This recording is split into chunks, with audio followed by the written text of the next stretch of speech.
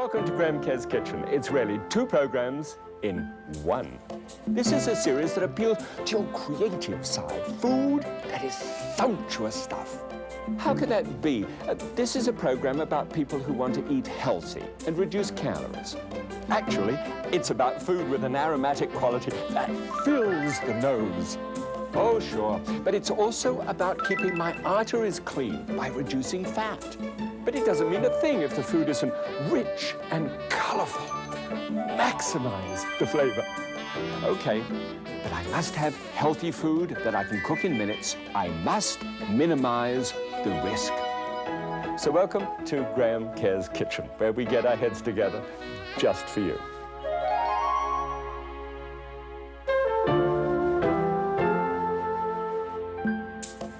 Welcome back once again. I'm going to do the best that I can to look elegant today because elegance is it. Rex Harrison look. Just saunter into my study. You see? Oh, well, doesn't matter. I can't really make it. Elegance because this dish is just about the most elegant thing I think I've ever tasted in my whole life. And it came together really because of Katie Wagner's, food preference sheet that she sent in. And it was putting some of the ideas in her mind and her life together with a technique that I have that really is synergistic. It's just caring and pleasing and just having a ball doing it. Let me introduce you, first of all, to Katie. Now, Katie is an interesting person. Katie used to be an aerobics instructor, and she really grappled with nutrition at the same time.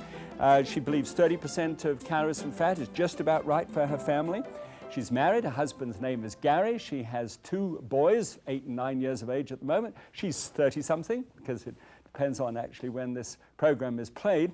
I have to tell you, Katie, you have the most wonderful sense of humor and a great idea.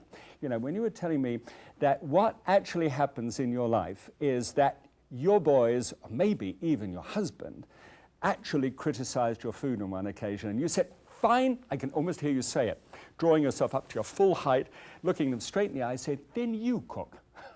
I mean, what a marvelous, and to follow through with that, so that your boys actually go out, buy the food, do the math, all that's done, come back, do the preparation, do the cooking, no more complaints, because they know what goes into it. What an exciting idea. And you cooked this dish for them once and then said, I'll do it for you again, and they were thrilled about that. That pleases me.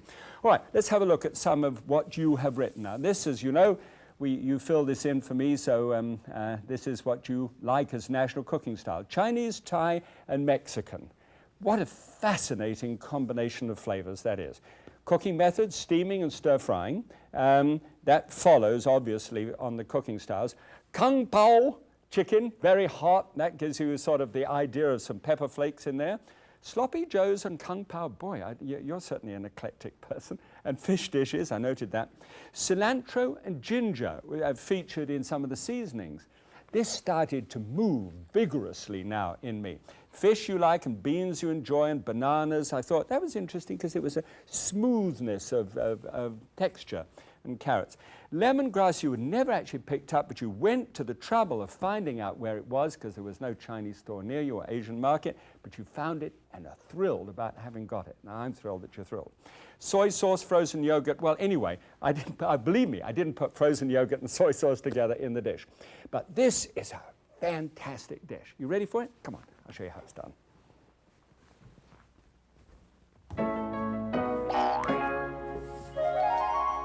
Well, as always, what we're trying to do here is to get a basic technique of some kind and then use the technique and springboard into something using your likes for food. And so let's look at vinaigrette first of all. Now, vinaigrette is really just sort of a vinegar and oil, slightly seasoned combination. And what you would normally get in a European restaurant would be oil and vinegar together, and you just simply mix your own salad. Now, if you look into this little flask here, you've got what would classically be put together, say a third vinegar or 3 parts vinegar to 1 part, 3 parts oil to 1 part vinegar, I'll get it straight. And that's a lot of fat to get in a dressing. All right. So around here, we have a tendency to turn things upside down. So let's put this in, and we put in 1/3 part of oil, and now we'll put 3 parts of vinegar on the top of it. And I can almost see you squint at the idea of what this would taste like. What? Whoa, my goodness, that must be a little rough to do. Well, look, I've got a tablespoonful of brown sugar here. So if you drop that into it, oh yes, I know you're adding sugar. But look, let's face it, sugar, if you've got to toss up between two things, between fat and sugar, that's a better idea. So when that's down there like this, what happens is that you get separation.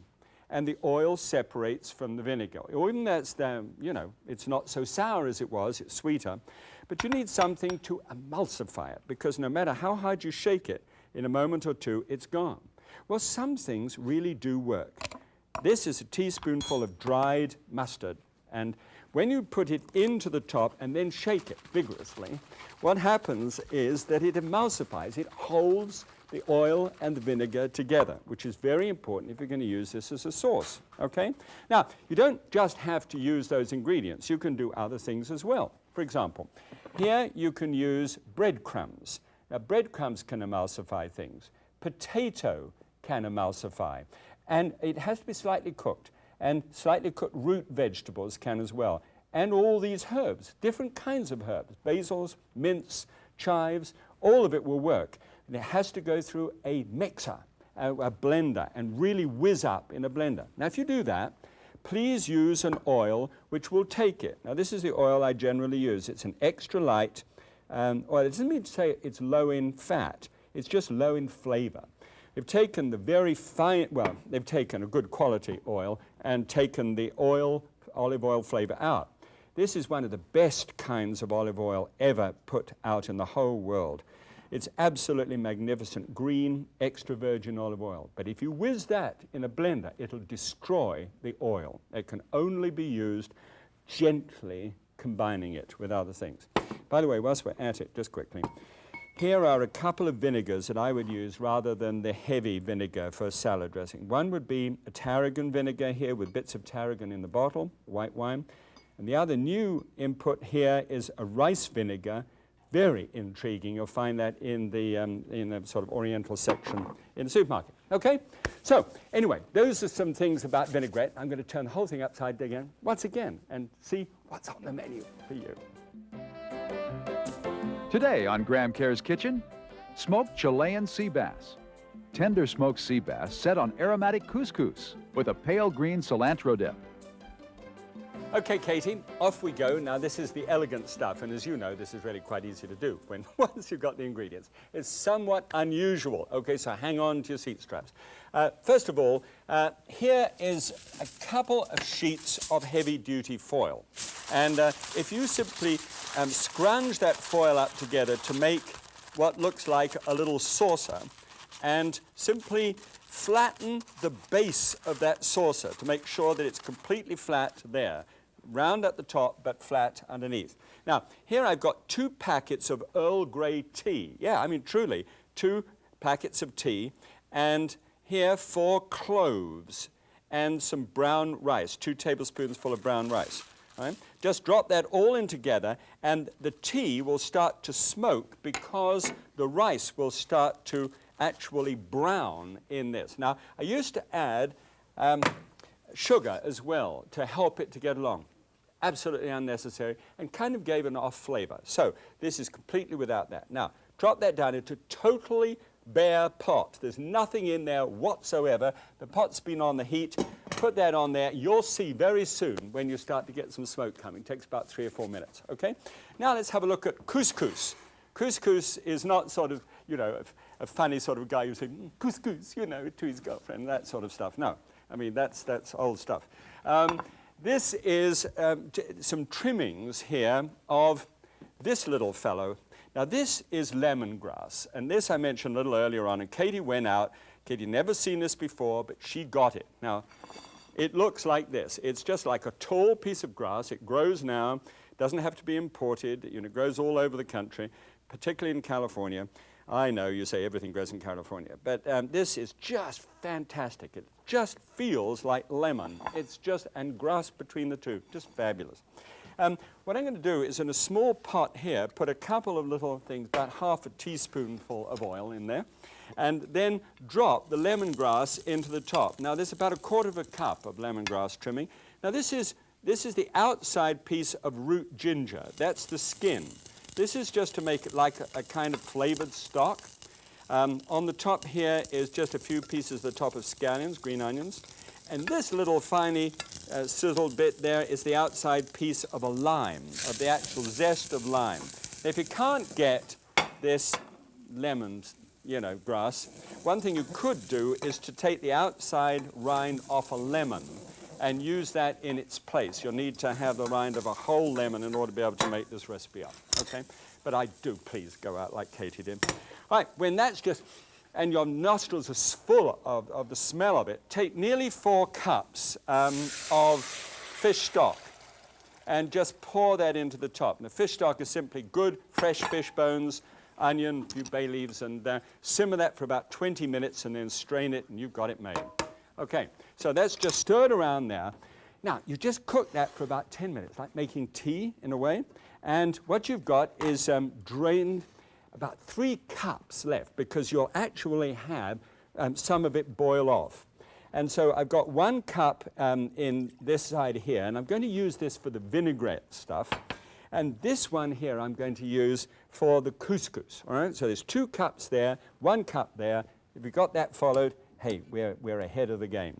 Put a nice hot fire underneath that, and now take 1/4 cup of that lemongrass and drop it in. Now, of course, you're always saying, yeah, haven't you put that in before? Yes, but I'm reinforcing it. I want this to really live. You remember how the oil and vinegar, imagine how that lives. I want this to simply go, yes, into the, you understand?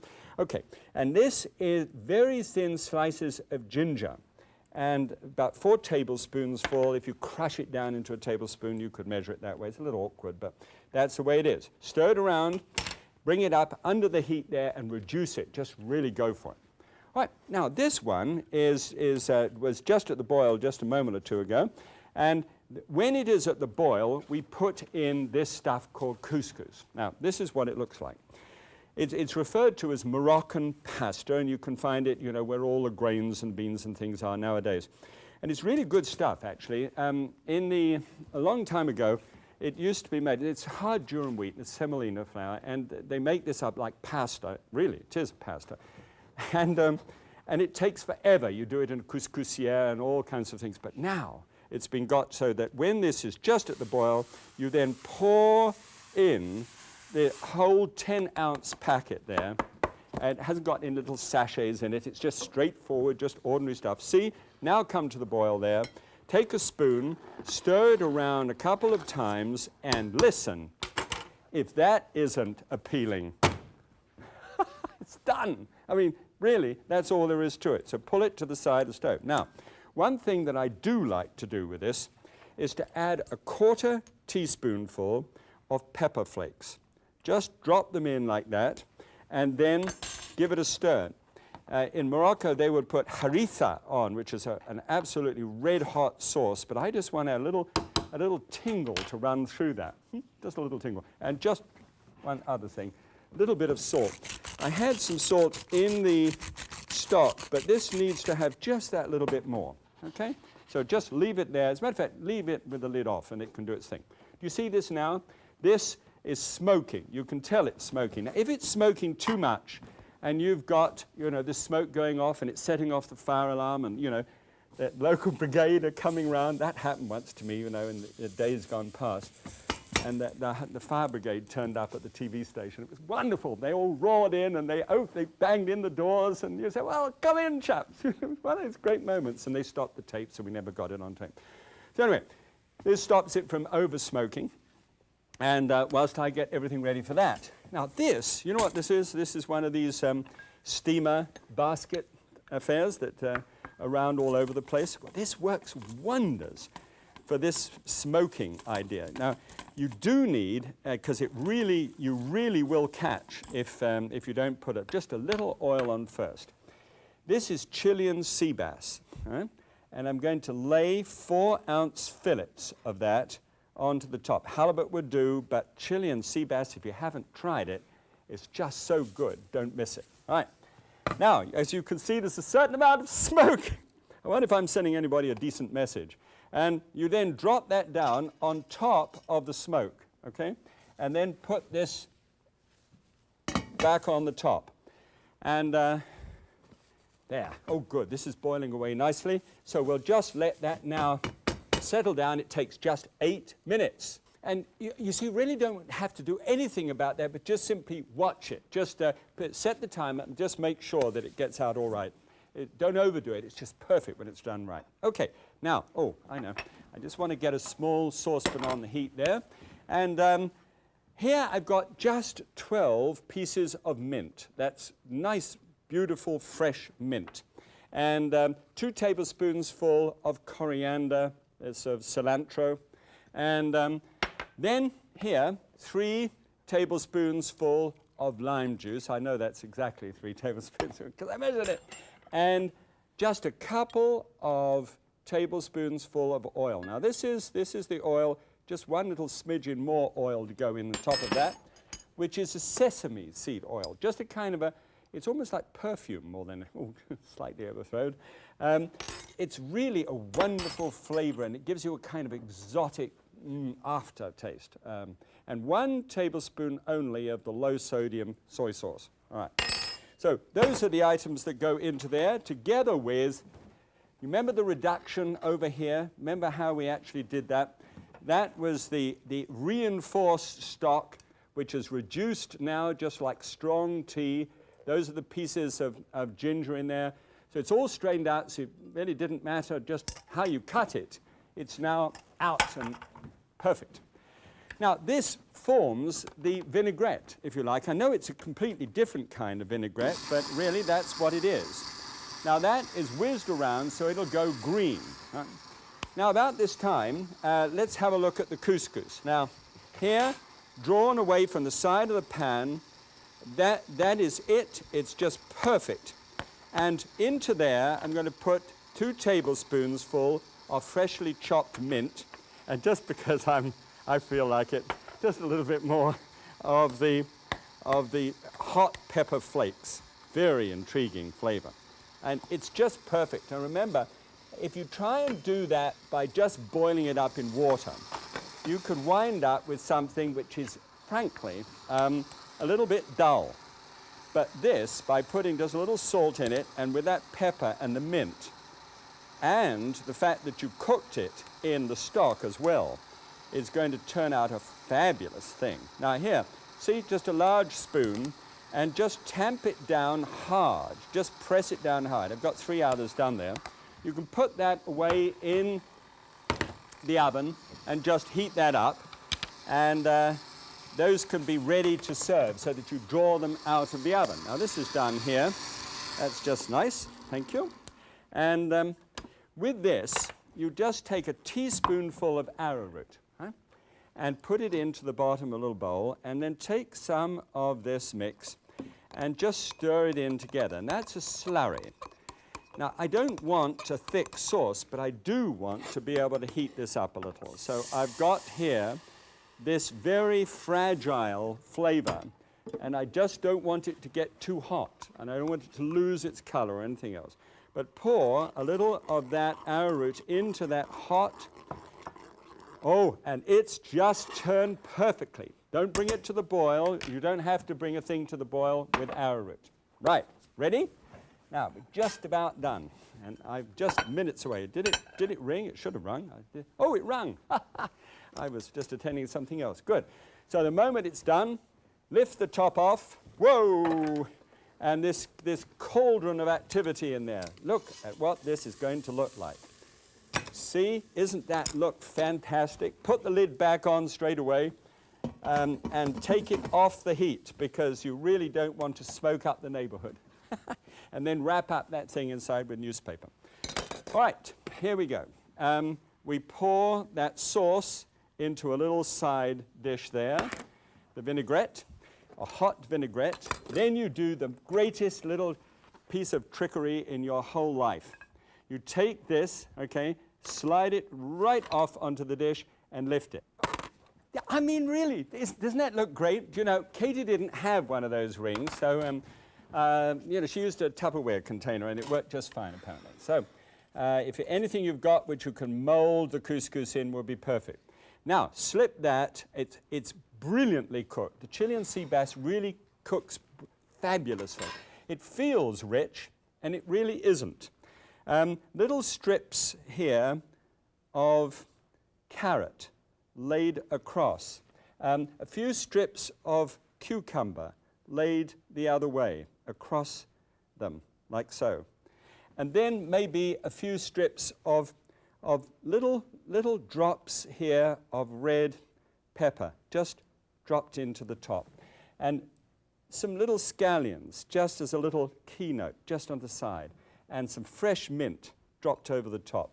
And a little piece of garlic cut laterally, so that it produces this wonderful looking appearance on the side of the plate. Okay, let's go and see what it tastes like. Elegant. Just realized what I said. This, by the way, is of course ginger and not garlic. And this is a tennis ball. This is the classic dish here, and it really is, if you're going out to lunch, we chose to do a salad, a seafood salad, because if this would be a kind of lunch dish instead of this one, or if you were going to have lunch at home and have some friends in and show them.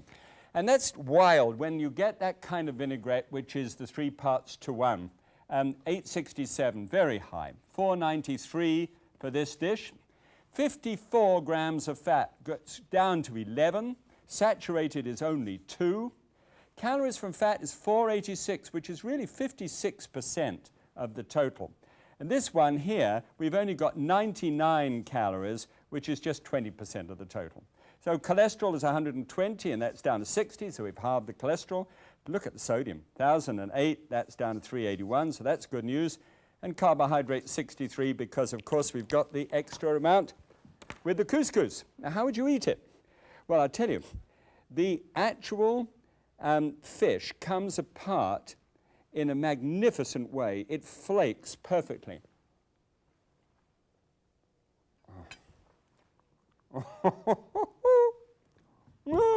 If you like the little smoke, you like the vinegarish feeling, it is just perfect springboarding.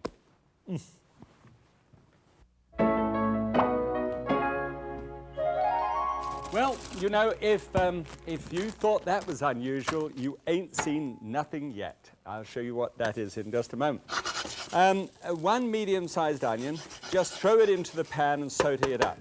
Then a little bit of that, this is really neat stuff. You see this? It's so strong it doesn't want to leave the spoon. This is just a 1/4 teaspoonful of Thai roasted chili paste. Look for it and have some in your fridge. The people who make it are totally unknown to me. Nothing except gross enthusiasm on my behalf of something which is really wonderful. It's stirred in, has a smoky, wonderful taste to it, and quite hot. There's a tablespoonful of ginger chopped up. That's the root ginger. Into the onions, and that's just combined together. Now, you put in here 1 cupful of fresh pineapple and just stir that. Can you imagine what that is now actually feeling like?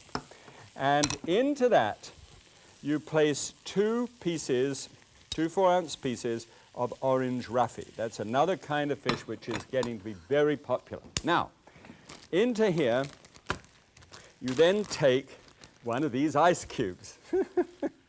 And you take an ice cube each. You know what this is? Yes, I know what you know what that is. That is the whole recipe as it went into the blender, as it comes out of the blender and is thickened. So you put those 2 little ice cubes in there, and this whole thing is then scattered with just a touch of the red pepper flakes just over the top, and just a little bit of fresh mint over the top there. And you put the lid on the top for about 8 minutes. And it looks like this. Well, it doesn't look quite like that because I haven't got the red pepper flakes on, but there we go. And a little bit of mint. And the whole sauce has come down into this absolutely magnificent surrounding. So just serve it up, just through there, look at that on the outside. Now, if you've got a little couscous, you know that takes about 5 minutes to make, so you can put that on the side there. Ooh, there we go. Almost elegant. The other dish was elegant. This is me in my home having fun. Now that, when that cooks in that sauce, which is that vinaigrette, sautéed in vinaigrette in an etouffee way. Oh. It's unsurpassed. It's just wonderful. And you've got it made in little ice cubes in your deep freeze. Don't forget to label them, know what they are, okay? Boy, it opens up the world, doesn't it? God bless. Okay, just one little quick thing here, right at the end. If there's an alloy base unprotected by stainless steel, this is protected by stainless steel, then you're likely to have the alloy base come off and look like this. Somebody sent it to me and said, hey, watch it, buddy. So make sure you've got a good, strong base before you do the dish. Okay? Bye.